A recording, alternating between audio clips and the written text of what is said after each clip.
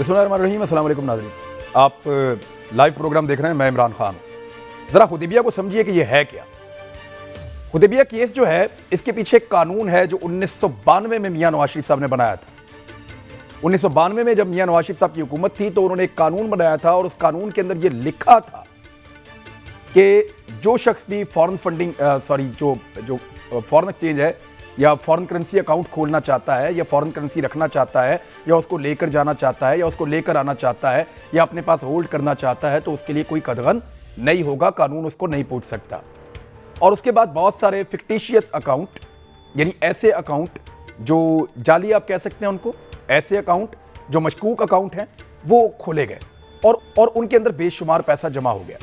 फिर उन अकाउंट्स के अंदर से बाद में मनी लॉन्ड्रिंग की गई और वो पैसा बैरून मुल्क रहने वाली कुछ फैमिलीज के खाते में डालकर हुदैबिया पेपर मिल के अंदर अचानक बहुत बड़ी अमाउंट्स ट्रांसफर हो गई। अब जब उन फैमिलीज से रब्ता किया गया तो पता चला, उन्होंने कहा जी हमने तो कभी पैसा दिया ही नहीं। काजी फैमिली है, उन्होंने कहा हमारा तो कोई ताल्लुक ही नहीं है। इसहाक डार साहब को हमने अपने डॉक्यूमेंट दिए थे सिर्फ और सिर्फ उनको रिन्यू करने के लिए, आईडी कार्ड या पासपोर्ट, ये डॉक्यूमेंट हमने इसलिए दिए थे। उन्होंने अकाउंट खोले, उसके अंदर पैसे डाले और वहां से निकाल के हुदैबिया के लिए भिजवा दिए एक ऑर्डर की शक्ल में। तो ये पैसा कहां से आया, जब ये सवाल पूछा गया शरीफ खानदान से सन 2000 में, तो उसका जवाब नहीं दे पाए।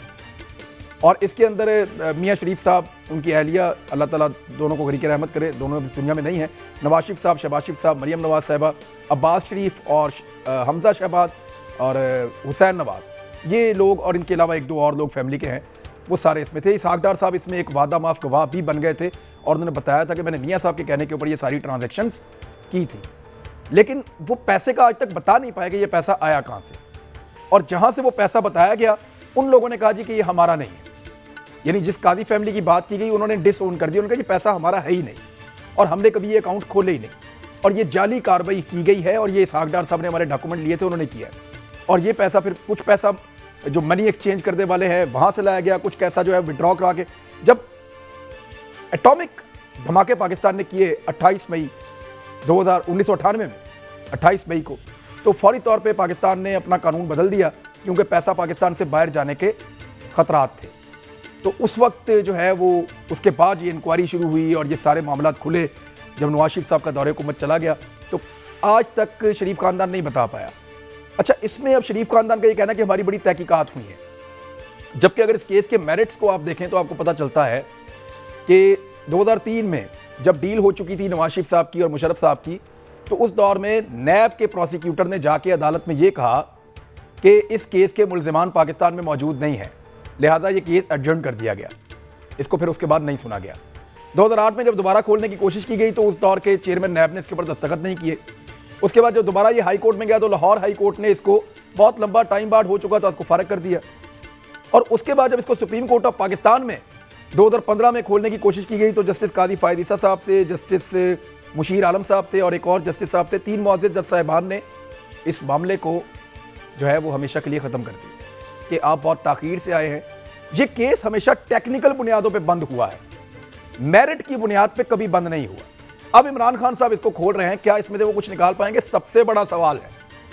और सिरे महल का जो केस है वो भी बड़ा सादा है। जरदारी साहब पे 1988, 89, 90, 91, 92, 93, 94, 95, 96, इन सारे सालों के अंदर ये इल्जाम लगता रहा कि उन्होंने सिरे महल खरीदा है। लेकिन 1995 में बेनज़ीर भुट्टो साहबा और जरदारी साहब ने बाकायदा स्टेटमेंट जारी किया और तहकीक करने वालों को, तफ्तीश करने वालों को यह बयान दिया कि हमारा इस महल से कोई ताल्लुक नहीं है। फिर अचानक 2004 में जरदारी साहब ने कहा कि 2003 में यही महल मैंने खरीद लिया है। सुनने में भी अजीब लगता था और समझने में भी नहीं आ रहा था। बरतानी अखबारात ने इसकी बाकायदा खबरें छापी थी, जिनको लाकर ख्वाजा आसिफ साहब ने जो असेंबली का फ्लोर था वहां पे सारे मुस्लिम लीगियों को दिया और वो अखबारात की कॉपीज जो है उनको लहराया गया। ये बात है 90s की और उस दौर में ये मामला बहुत उछला था। तब पीपल्स पार्टी ने कहा हमारे नहीं है, लेकिन 2003 में उन्होंने कहा कि जनाब ये फ्लैट्स हमने 2003 में खरीदे और 2004 में उनको ऑन कर लिया। 2009 के अंदर डेली मेल्स ने इसके ऊपर बहुत बड़ी डिटेल में दोबारा कवरेज की, सारे सबूत दिए कि कितने में, $34 मिलियन में आसिफ जरदारी साहब ने बहुत पहले इसको खरीद लिया था और 2015 में इसको फरोख्त भी कर दिया। अब इसका भी वो कह रहे हैं कि पता करें कि ये पैसे कहाँ से आए और कैसे उन्होंने इसको खरीदा, तो इसका क्या मनी ट्रेल हासिल किया जा सकता है। ये इब्तदाई करप्शन के केसेस हैं और इनके बगैर मामला आगे नहीं बढ़ सकते, ये लगता है इनके मुखालिफिन को। एक ब्रेक हम ले लेते हैं प्रोग्राम में, और ब्रेक के बाद मेरे जो हैं तारक फजल चौधरी साहब होंगे, हमारे साथ गुलाम मुस्तफ़ा साहब मौजूद होंगे, फिरदौस शमीम नकवी साहब मौजूद होंगे। ब्रेक के बाद वापस आते हैं, फिर बात करते हैं।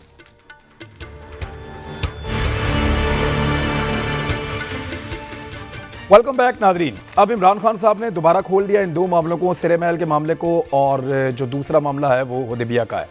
जबकि ब्रॉडशीट का मामला तो खुद ही खुल गया है, और ब्रॉडशीट के मामले में खाली ये नहीं है, बहुत सारे और पॉलिटिशियंस हैं, बड़े बड़े पर्दानशीनों के नाम हैं, और उन सब के ऊपर तहकीकात होंगी। ना सिर्फ सियासतदान हैं, बल्कि रिटायर फौजी हैं, रिटायर ब्यूरोक्रेट्स हैं, बल्कि मौजूदा ब्यूरोक्रेट्स हैं, और उनके अलावा जो है वो बहुत सारे बिजनेस कम्युनिटी के लोग हैं, उनके भी नाम हैं। तो इन सब के मामला खुलेंगे। क्या इमरान खान साहब इतना बड़ा मामला खोलकर किसी मंतकी अंजाम तक पहुंचा सकते हैं, या इसमें भी सिर्फ और सिर्फ लोगों को बदनाम करने के तक और उनको एक्सपोज करने तक वो महदूद रहेंगे? ये पहला सवाल है मेरा, और ये मैं चाहता हूं कि पीटीआई से हम इसका जवाब लें। सर जी, अस्सलाम वालेकुम, बिस्मिल्लाहिर्रहमानिर्रहीम। देखिए, मसला ये है इमरान कि अगर हम अपने नेशनल ऑब्जेक्टिव्स को देखें, ये कहानी पाकिस्तान में कोई पहली दफा तो हो नहीं रही। अगर आप चाहते हैं कि इस मुल्क के अंदर एहतसाब का अमल शुरू हो, तो बिग फिश से होगा।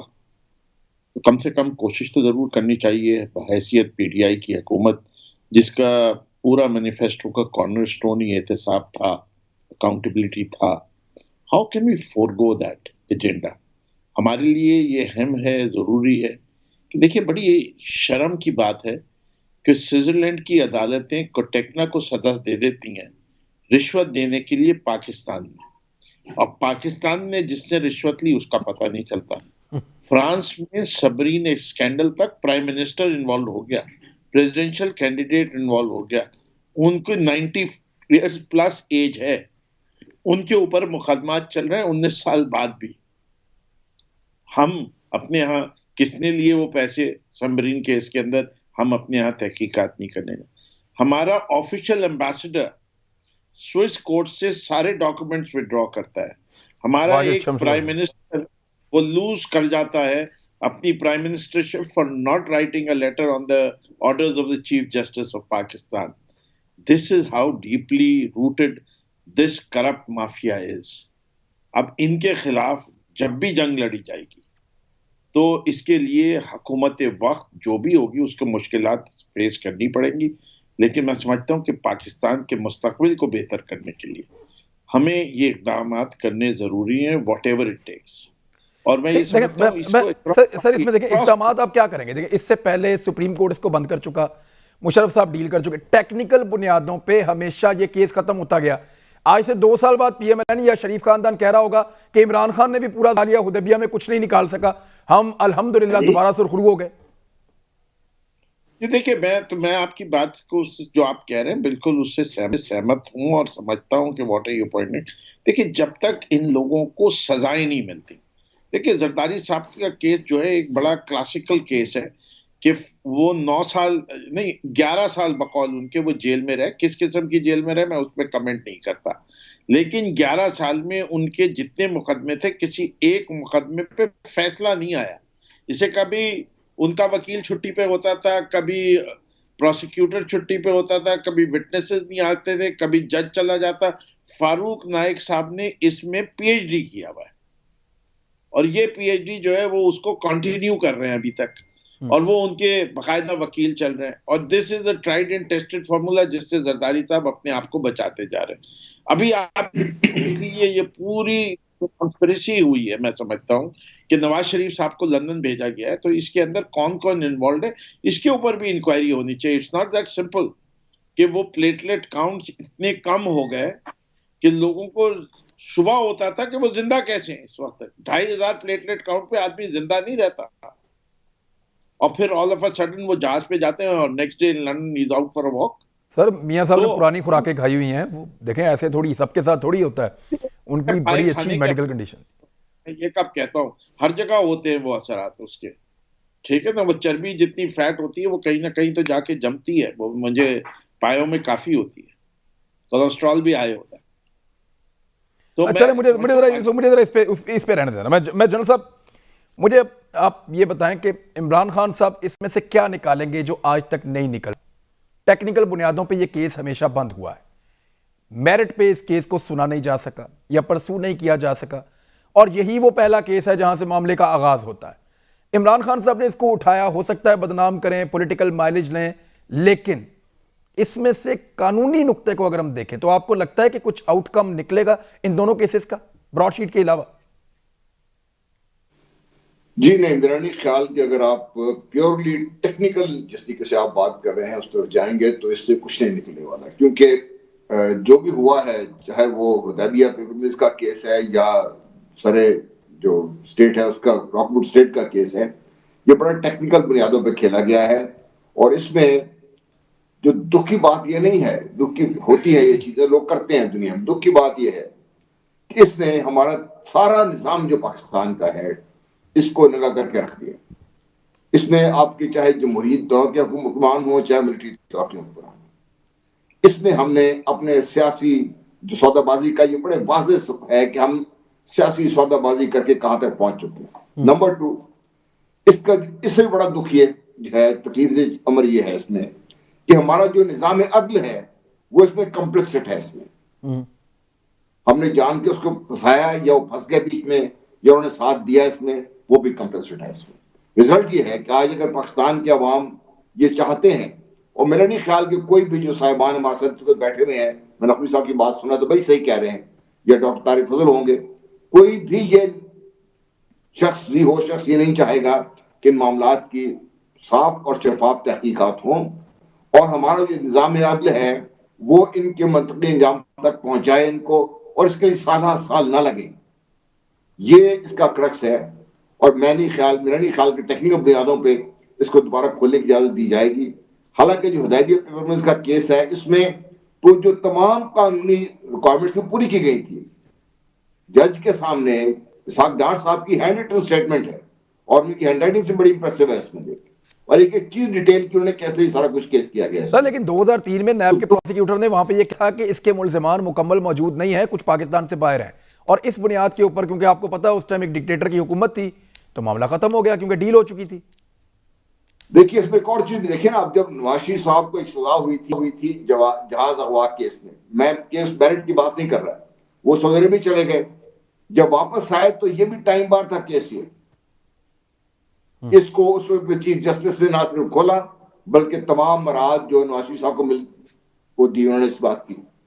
मैं तो इस बात को कह रहा हूं कि देखिए आपके निजाम अदल है, ये इस वक्त बड़ा बेर आपके सामने खड़ा आ गया, इसमें ना तो सख्त है ना ही ये इस काबिल आपने छोड़ा है इसको कि ये जो भी मंतक़ी अंजाम तक किसी केस को पहुंचा दे। अगर तो जुर्म किया सजा मिलनी चाहिए, अगर नहीं किया तब भी इनको फारिग करें, चाहे नवाज शरीफ साहब हैं, जरदारी साहब हैं, मैं हूं, ये कोई भी है, ये कम से कम एक तरफ तो खुला हो के आए ना। ये तो ना हो कि हमारे जो निजाम जो भी फैसले आ रहे हैं, जो मुझे पसंद है, जब नवाज शरीफ साहब का जो टाइम बार्ड केस था, सुप्रीम कोर्ट ने जब उसको उनके हक में दे दिया तो उनको कोई मसला नहीं था।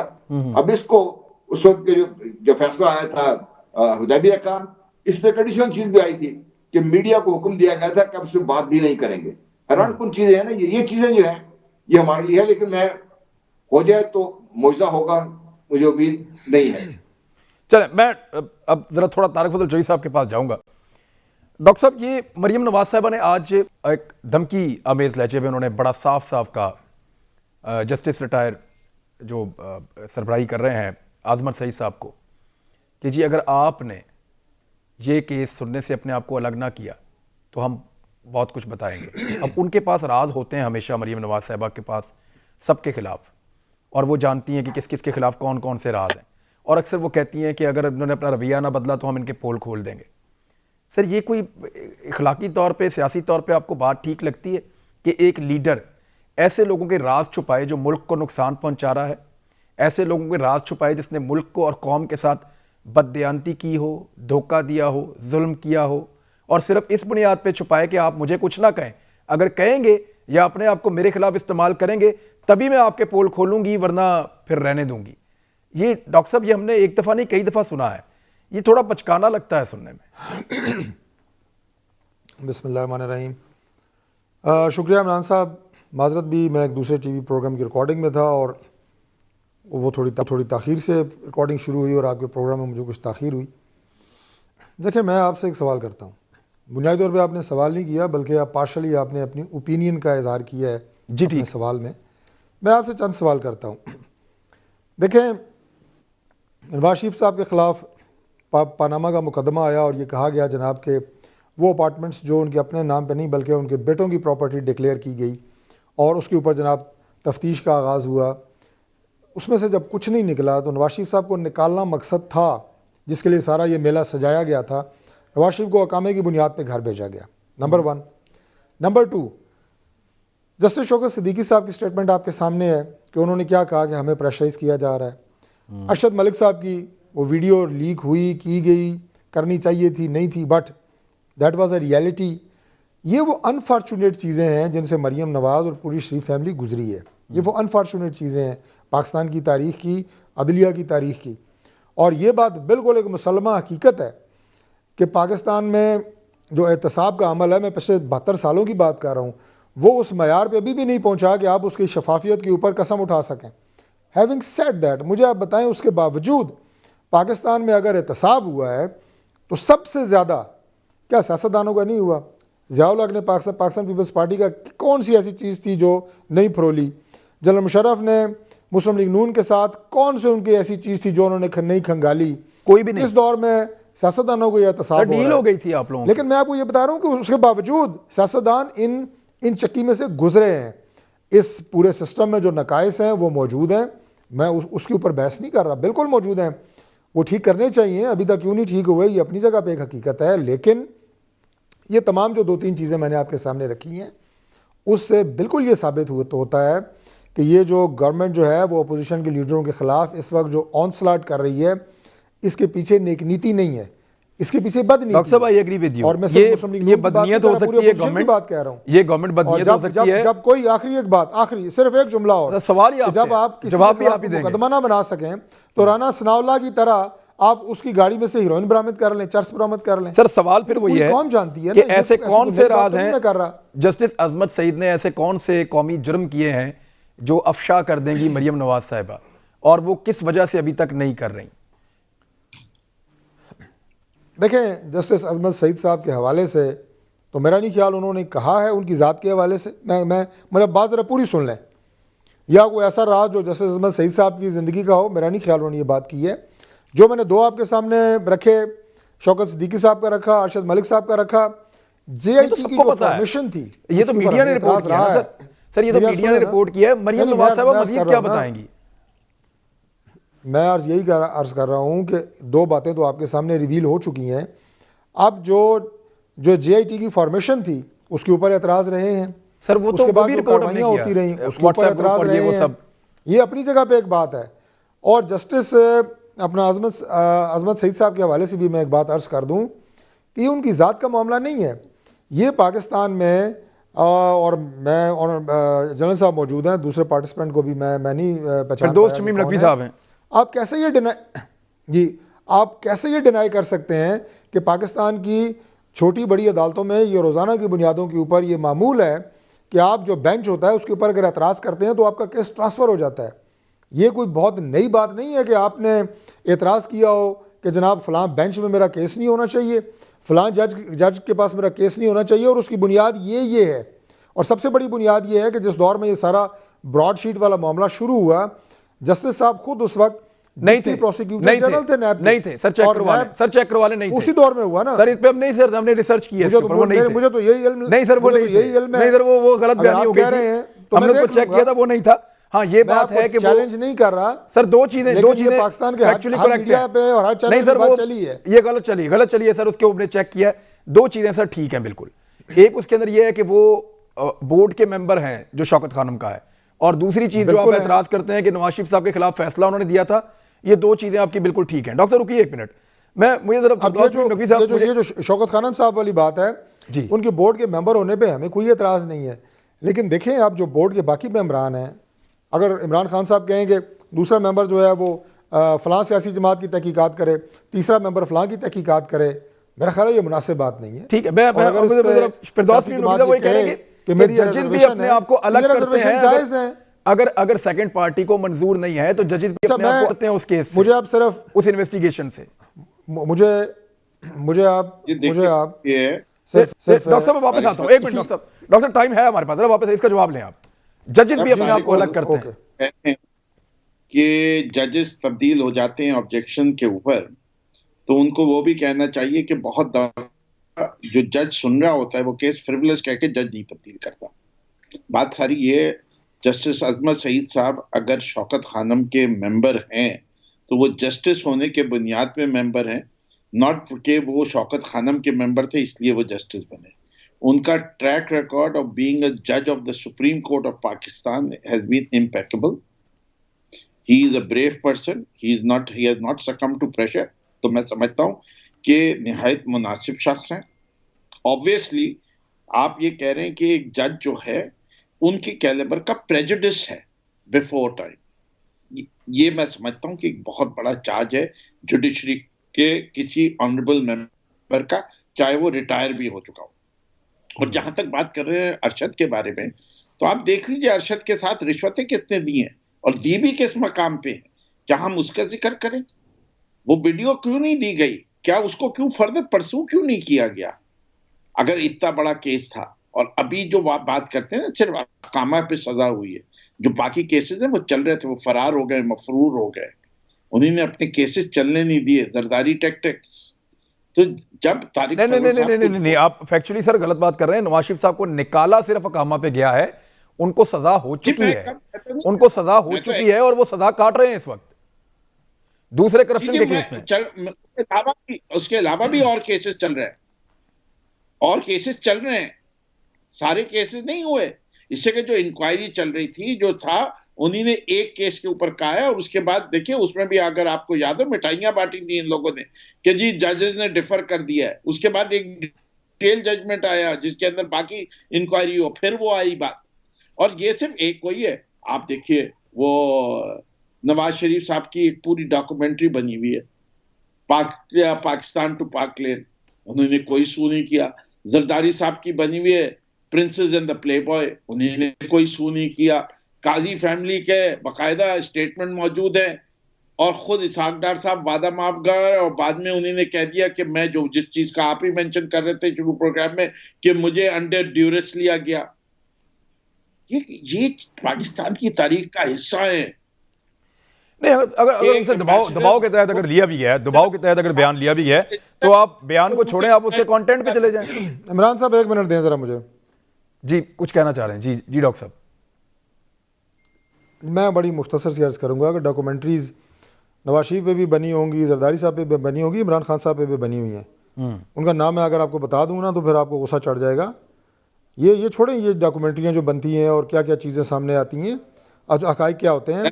मैं आपसे इमरान खान साहब एक बड़ी डिफरेंट बात करने लगा हूँ। मैं बड़ी डिफरेंट बात करने लगा हूँ। देखें, अगर हुकूमत समझती है कि वाकई जनाब इन केसेस में से कुछ निकलेगा, ब्रॉडशीट में हमारा कोई कसूर है, निकलेगा, तो कॉमन सेंस की बात नहीं है कि आप एक ऐसी शख्सियत को लगाएं जो नॉन कंट्रोवर्शियल हो, जिसकी रिपोर्ट के ऊपर कल पूरी कौम कहे कि जी बिल्कुल से सही रिपोर्ट है इसकी। और क्या जस्टिस अजमत सईद साहब अपनी जगह पे बहुत लायक हैं, बड़े अच्छे उन्होंने फैसले किए हैं। पाकिस्तान में कोई और जज लायक नहीं है, कोई और जज ऑनेस्ट नहीं है, कोई और जज कैपेबल नहीं है। साकिब निसार साहब को लगा दें सर कि यही होंगे। सर मेरी बात बड़ी सीरियस की है, आप मस्ती ना करें। नहीं, मैं मस्ती नहीं कर रहा, बड़ी सीरियस बात, वो भी जज है सर। कितने मस्ती कर रहे हैं ना आप, आपने नाम एक और उठा लिया है। बहुत ऑनरेबल जजेस हैं, बड़े लायक जजेस हैं पाकिस्तान में, और नॉन कंट्रोवर्शियल हैं, उनमें से कोई नहीं लगाना। अगर आप किसी तहकीकात की बुनियाद ही कंट्रोवर्सी की बुनियाद पर रख रहे हैं, मैंने कहा जी हम ही गलत हैं, ठीक है जी हमारे एतराज़ात गलत हैं, लेकिन एतराज़ आ गया है, एक कंट्रोवर्सी पैदा हो गई है, इख्तियार आपके पास है, आप नॉन कंट्रोवर्शियल शख्सियत लगा दें जिसमें कल पूरे लोग कहें कि जी बिल्कुल ठीक तहकीकात हुई हैं। अगर आप तहकीकात ही आगाज ही आप जो है वो कंट्रोवर्सी से करेंगे तो कल उस पर कौन एतमाद करेगा? चलो मैं इसमें एक नुक्ता उठाना, जिसके बाद कोई पॉइंट रह नहीं जाता। सर जिस आदमी को हम लोग पॉलिटिकल लीडर नहीं कहते, जिसको हम ये कहते हैं उसको पॉलिटिक्स का नहीं पता, जनरल साहब उन्होंने हमें अगले 2 हफ्तों या 3 हफ्ते पॉलिटिकल डिस्कशन नहीं दे दी ताकि उनकी कारकर्दगी पे बात करने की बजाय हम सारे दोबारा से हुदैबिया पे, सरे महल पे, ब्रॉडशीट पे और इन चीजों के ऊपर सारे शिफ्ट हो जाएं। अब सियासत नहीं आती इमरान खान को। देखिए, बात अगर सियासी तौर पर देखें तो उनका सीख टैक्टिक्स है, और ये मतलब जो जिस तरीके से पाकिस्तान में सियासत हो रही है उसमें जायज है। देखिए, 2-3 चीजें भी हम बात कर रहे थे। अरशद मलिक का केस क्यों परस्यू नहीं हो रहा, मुझे बताइए। क्यों हम जिन्होंने एलिगेशन लगाई हैं, जिनका ब्लैकमेल का सिस्टम है, तो क्यों हम लेके नहीं आ रहे सारी अदालती निजाम में? कहीं दुनिया में ऐसी चीज होती, उसको मंतकी इंजाम तक लेके जाते, जिन्होंने इल्जाम लगाया उनपे भी और जिन्होंने किया उनको भी, ताकि अगर ये इल्जाम गलत है तो जिन्होंने इल्जाम लगाया उनको सजा हो। अगर अरशद मलिक साहब ने ये फैसला जिस तरह कहा जा रहा है ये गलत दिया है फैसला, अंडर प्रेशर दिया है फैसला, पूरी तफसील से दिया जाए ताकि उनका अगर उनको भी इस किस्म का ऑन रिकॉर्ड चीज आ जानी चाहिए। नंबर 2, जहां तक इंक्वायरी का ताल्लुक है, ये सिर्फ इंक्वायरी है। ये मैं एक जुर्त करने लगा हूं, मुझे माफ कर दीजिएगा। आज पाकिस्तान में आप किसी ऐसे शख्स को ले आइए जो इनका नाम कोई भी शख्सियत हो, चाहे वो जुडिशरी से हो चाहे और लोग हों, बड़े अच्छी रेपुटेशन वाले लोग हैं, बड़े अच्छे लोग हैं, आप उनको आपके लेके आ जाइए। मैं यकीन से कहता हूं कि जो भी पार्टी जिनको खतरा है इन चीजों से फंसने का, वो कभी उस पर इतफाक नहीं करेंगे। पाकिस्तान में हो सकता नहीं है जो आपकी सियासत आज चल रही है। जहां तक रहा इंक्वायरी का ताल्लुक, ये तो इंक्वायरी है ना जी, इसमें फैक्ट्स पे बात होगी ना। फैक्ट तो चैलेंज हो सकते हैं, नून लीग भी चैलेंज कर सकती है, पीपल्स पार्टी भी चैलेंज कर सकती है और पीटीआई अगर फंसती वो भी चैलेंज कर सकती है। इसमें तो मिलिट्री के लोगों का नाम भी है, इसमें बड़े अच्छे से जनरल्स के नाम इसके। हाँ जी, सबसे पहले उन्हीं के नाम है जी। इंक्वायरी तो होनी, इंक्वायरी है ना, ये फैक्ट पे बात होगी, ये कोई मफरूजों पे बात तो नहीं होगी। यहाँ पे कोई पॉइंट ऑफ लॉ तो डिस्कशन में नहीं आएगा कि जी इसको सजा होनी चाहिए नहीं होनी चाहिए। वो फैक्ट्स दे देंगे, उन फैक्ट्स पे आगे केसेस चल रहे हैं ना। फैक्ट्स कोई जब भी चाहे, जिस वक्त चाहे, जो भी चाहे उसको चैलेंज कर सकता है कोर्ट में। एग्जैक्टली। तो इमरान खान साहब ने तो गेम ठीक खेल दी है, इसका अंजाम बहरहाल बात हो गई है। तो मैं ये कहना चाह रहा था कि हमें हम चूंकि इंक्वायरी नहीं होने देना चाह रहे, बस इंक्वायरी हो जानी चाहिए, उसके बाद जो भी होगा, जो भी है उसमें सामने आना चाहिए। नहीं, डॉक्टर साहब, क्या अभी भी आप लोग ये समझते हैं कि ब्रॉडशीट का जो फैसला आया बरतानिया में, उसने PMLN को सुरखरू किया है, और आप ये समझते हैं कि ब्रॉडशीट का मौक़िफ़ ठीक है, बरतानवी हुकूमत का फैसला बिल्कुल ठीक है, और उसके अंदर जितने फैक्ट्स सामने आए हैं वो सारे फैक्ट्स दुरुस्त हैं? दो मुख्तसर बातें अर्ज़ करूँगा। सबसे पहले तो मैं आज, आप बहुत सारी जगह पे लोगों की तस्सीह करते हैं, आज मैं आपकी तस्सीह करूँगा। आपने अभी ये फरमाया कि माना कि इमरान खान साहब को सियासत नहीं आती, या आपने ये कहा जी कि वो एक ऐसे शख्स जिन्हें सियासत नहीं आती उन्होंने ये काम किया, ऐसा ही कोई लफ्ज़ आपने इस्तेमाल किया। सर, उन्होंने तो मैं आपकी तस्सीह करना चाहता हूं, मीडिया को और हम सबको एक नए सबूत लगा दिया। सुने जी। नहीं, वो आपने उसकी बेस ये बताई ना जी कि एक ऐसा शख्स जिसे सियासत नहीं आती, चलाकियां नहीं आती। इमरान खान साहब से ज्यादा सियासत और चलाकियां किसी को भी नहीं आती। उसकी वजह पता है क्या है? उसकी वजह यह है कि माजी में, इसलिए मैंने कहा मैं आपकी तस्सीह करने लगा हूं। जरूर सर। माजी में एस्टेब्लिशमेंट गलतियां करती थी और गालियां पड़ती थी और बदनाम होती थी आपकी सिविल गवर्नमेंट। ठीक है। अभी सिविल गवर्नमेंट नालायक, नाअहल, गलतियों पे गलतियां, और बदनाम कौन हो रहा है? एस्टेब्लिशमेंट। तो इससे ज्यादा चालाक आदमी कौन होगा कि जिसने अपनी तमाम नालायकियां दूसरों के मत्थे डाल दी हैं और खुद बैठा है जनाब मैं तो बहुत ईमानदार हूं। सर देखिए, वो तो आप नाम ले रहे हैं ना सर। देखिए तो मेरे भाई ये फौज वॉर का जर्नलों का नाम तो आप लोग ले रहे हैं ना सर। अगर आप लोग ना लें तो वो बदनाम नहीं होंगे। ये आइंदा आपने नहीं कहना कि इमरान खान जो है चालाक आदमी नहीं है या उन्हें सियासत नहीं आती। उन जैसी सियासत किसी को आती ही नहीं है कि अपनी तमाम नालायकियां, नाअहलियां, बदनामियां दूसरों के मत्थे डाल दी हैं और वो खुद जो है वो बिल्कुल ब्रेक लेने का टाइम हो गया सर। अगली बात, ब्रेक ले लें। ब्रेक के बाद अगली बात करते हैं। ब्रेक के बाद अगली बात करते हैं, फिर जाएंगे फिर 10 मिनट की जाके बात। ब्रेक लें, वापस आते हैं अभी आते। जी डॉक्टर दरअसल जो साहब आप कमेंट कर रहे थे, आपका सेकंड पार्ट था, कुछ आप कहना चाह रहे थे, प्लीज फरमा दीजिए। जी मैं मुख्तसरन ये अर्ज़ करना चाह रहा था कि जन साहब ने जो बात की है वो इन अदर वर्ड्स मेरी बात की ही तायीद उन्होंने की है। ये बात कि जनाब आप तहकीकात कराना चाह रहे हैं और नहीं कराना चाह रहे, इस बात से तो मैं इत्तफाक नहीं कर रहा। मैंने कहा कितने ट्रायल हो चुके हैं, कितनी तहकीकात हो चुकी हैं, लेकिन ट्रायल अगर हुकूमत संजीदा हो तो वो ज़रूर ऐसा कमीशन बनाती है, ज़रूर ऐसे शख्सियात पे मबनी बनाती है कि जिस पे कल कोई एतराज़ ना कर सके। जिस कमीशन की बुनियाद एतराज़ात के ऊपर होती है, उस कमीशन के जो आगे वो कह रहे हैं ना फैक्ट्स पे बात होती है, फैक्ट्स पे बात तो बाद में होती है ना। फैक्ट्स तो फैक्ट फाइंडिंग, ये तो फैक्ट फाइंडिंग कर रहे हैं ना, लेके आती है ना। डॉक्टर साहब मेरी यार सुने, ये तो फैक्ट फाइंडिंग कर रहे हैं ना, ये फैक्ट्स ले आएंगे, आप उनको चैलेंज कीजिएगा, जब किसी कानूनी फोरम पे जाएंगे खुद ही एक्सपोज हो जाएंगे। Simple is that. मैं वकील नहीं हूँ, लेकिन इमरान साहब मैं आपको एक बात बता देता हूँ। एक गिलास अगर आधा पानी से भरा हो ना, तो मेरे लिए फैक्ट ये है कि इट इज़ हाफ फिल्ड, आधा भरा हुआ है। आपके लिए फैक्ट ये है इट इज़ हाफ एम्प्टी, ये आधा खाली है। ठीक है, फैक्ट्स को तोड़ना मरोड़ना ये कौन सी बड़ी बात होती है, और हुकूमतें क्या नहीं करती और क्या कर रही हैं, और ये हुकूमत क्या कर रही है, ये बात भी सबको पता है। लेकिन अदालत इसको क्लियर कर देगी कि इसमें पानी ज़रूर है गिलास के अंदर, जब वो वहाँ जाएगा तो। फिरदौस शमीम नकवी साहब, गिलास में कुछ भी हो या बोतल में कुछ भी हो, यहाँ तो ये भी साबित नहीं होता कि उसके अंदर क्या था, बात का कुछ बन जाता है। तो मैं तो सिर्फ ये आपसे जानना चाहता हूँ सर कि इसमें से निकलेगा क्या, आउटकम क्या है। पानी की बात की है, शहद की बात की है, इसीलिए पानी की बात की है। पहले तो मैं तारिक साहब की जो कॉम्प्लीमेंट उन्होंने मेरे लीडर को दिया, मैं उसके लिए उनका शुक्रिया अदा करता हूँ। अब उसका वाइस वर्सा ले लें।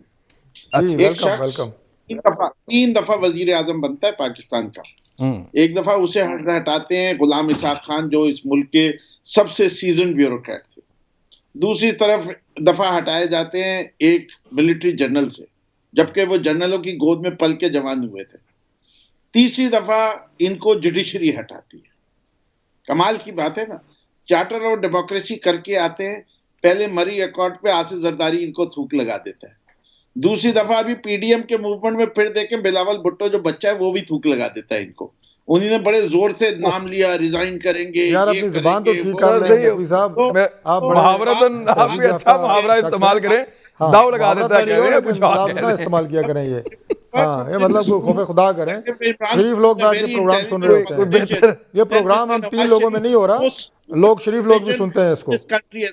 He should also accept that कि इतनी दफा उनको मार पड़ी है, मुख्तलिफ लोगों से मार पड़ी है, और वो सदर नहीं है, और उनके से ज्यादा बेवकूफ आदमी कोई हो ही नहीं सकता जो इतनी दफा अगर जो डिक्टेटरशिप करके मुल्क में मार्शल लॉ लगाए, वो अगर आप समझते हैं कि एक जमहूरी इलेक्टेड प्राइम मिनिस्टर को मार पड़ रही है, तो मैं समझता हूं कि आप ना जमहूरी हैं, ना आप में कोई सेंस है, ना आप में कोई अकल है, ना कोई शऊर है। आप समझते हैं कि एक जर्नल जो मार्शल लॉ लगाता है, नहीं अल्फाज देखें ना, एक जर्नल जो मार्शल लॉ लगाता है, ये कहते हैं जनाब वो प्राइम मिनिस्टर को मार पड़ी है। यार को खौफे खुदा करो, और क्यों इस मुल्क के जनाब इतने आप चमचागिरी करते हैं, कितनी करेंगे सर? बात मार पड़ी होती है।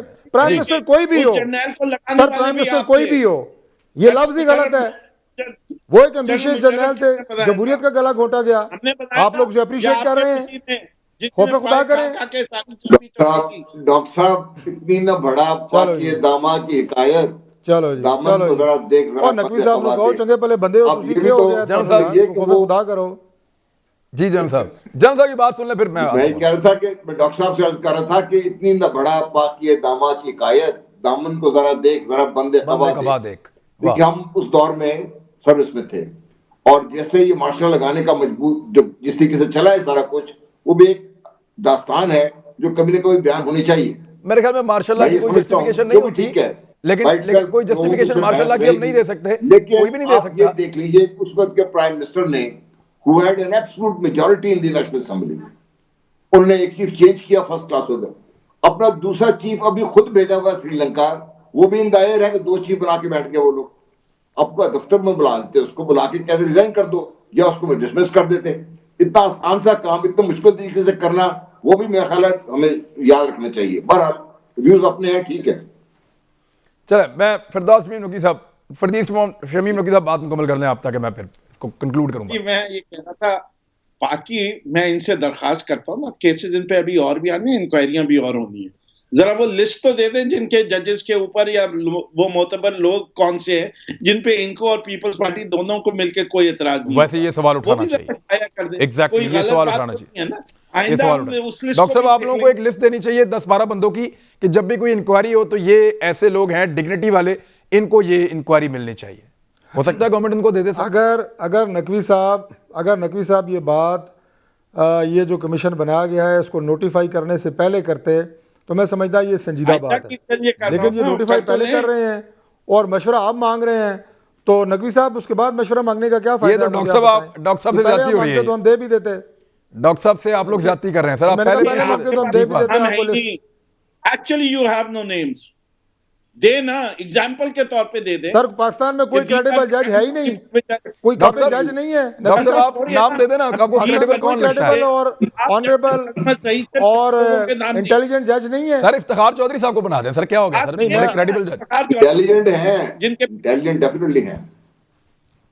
इफ्तिखार चौधरी साहब को बना दें। हाँ मैं यही कह रहा हूँ कि पाकिस्तान में खत्म हो गए अरसलान चौधरी के बाद इफ्तिखार क्रेडिबल चौधरी को बदलना ऑनरेबल चाहिए। सर अच्छे फैसले करने वाले डॉक्टर जज। साहब जब मैंने साकिब निसार साहब का नाम लिया तो आपने कहा मस्ती कर रहा है, अब इफ्तिखार चौधरी साहब का नाम लिया तो आपने नहीं कहा कि मस्ती कर रहा है। देख लें, ये ज्यादती है सर। नहीं मैं सुना नहीं, मैं दूर बैठा हूँ, लेकिन ये आपकी मस्ती का पार्ट नंबर 2 है। यस बिल्कुल ऐसा ही है ये। मेरे पास वक्त खत्म हो गया प्रोग्राम में। इससे क्या निकलेगा? सुप्रीम कोर्ट इसको बंद कर चुकी है, मेरे ख्याल में एक पॉलिटिकल माहौल बनेगा और जो वो चाहते हैं इमरान खान साहब वो उसी तरफ ले गए हैं। अब तक के लिए अपना ख्याल रखिएगा, कल मुलाकात होती है, अल्लाह हाफ़िज़।